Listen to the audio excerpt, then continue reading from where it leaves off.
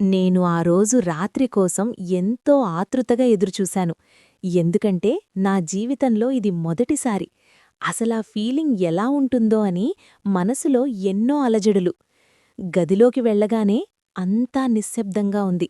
నా గుండె వేగం పెరిగింది. బయట ఎవరికీ వినిపించనంత గట్టిగా కొట్టుకుంటోంది. మెల్లగా లోపలికి అడుగుపెట్టాను. తను నాకోసమే ఎదురుచూస్తున్నట్టు అనిపించింది. నేను దగ్గరికి వెళుతుంటే నాలో వణుకు మొదలైంది. ఒక పక్క భయం, మరో పక్క తెలియని ఉత్సాహం. ఇది కరెక్ట్గానే చేస్తున్నానా అని ఒక్క క్షణం ఆగి ఆలోచించాను. కాని తప్పదు. ఈరోజు ఇది జరగాల్సిందే. నేను తన పక్కనే కూచున్నాను.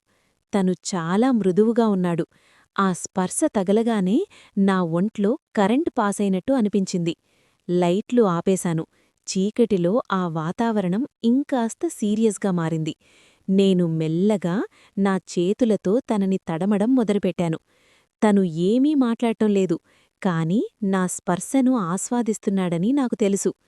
నేను ఇంకాస్త దగ్గరగా జరిగాను. నా వేళ్లు తన మీద ఆడుతున్నాయి. సరైన చోట పట్టుకోడానికి ప్రయత్నిస్తున్నాను. ఒక్కసారిగా నా వేలు తగలగానే ఒక రకమైన శబ్దం వచ్చింది. నేను కంగారుపడ్డాను. ఎవరైనా విన్నారేమో అని చుట్టూ చూశాను. కాని ఆ గదిలో మేమిద్దరం తప్ప ఎవ్వరూ లేరు. సమయం గడుస్తోంది. నేను మెల్లగా, గట్టిగా పట్టుకుని లాగడం మొదలుపెట్టాను. ఎంత ప్రయత్నించినా అది అనుకున్నట్టుగా జరగడం లేదు. నా నుదిటిమీద చెమటలు పడుతున్నాయి. అబ్బా! ఇంత కష్టంగా ఉంటుందా ఇది అని నాలో నేనే అనుకున్నాను. కొంచెం నొప్పిగా కూడా అనిపించింది. కాని వదలకూడదని నిర్ణయించుకున్నాను. మళ్ళీ గట్టిగా ప్రయత్నించాను. ఈసారి ఆ శబ్దం ఇంకాస్త పరిగింది. నా శ్వాస వేగమైంది. నేను చేస్తున్న పనికి నాకే సిగ్గుగా అనిపిస్తోంది. కాని ఆ మజా వేరుగా ఉంది. చివరగా ఒక్కసారిగా గట్టిగా నొక్కాను. అంతే, ఒక్కసారిగా అంతా సెట్టయిపోయింది. నా ముఖంలో ఒక తెలియని తృప్తి. నేను అనుకున్నది సాధించాను. అప్పటివరకు ఉన్న ఆ టెన్షన్ అంతా మాయమైపోయింది. లైట్లు వేశాను. నా చేతిలో ఉన్న ఆ వస్తువుని చూసి మురిసిపోయాను.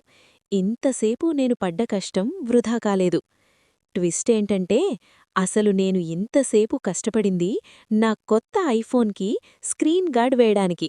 ఆ బబుల్స్ రాకుండా కరెక్ట్గా సెట్ చేయడానికి నేను పడ్డ పాట్లు చూస్తే ఎవ్వరైనా నవ్వాల్సిందే.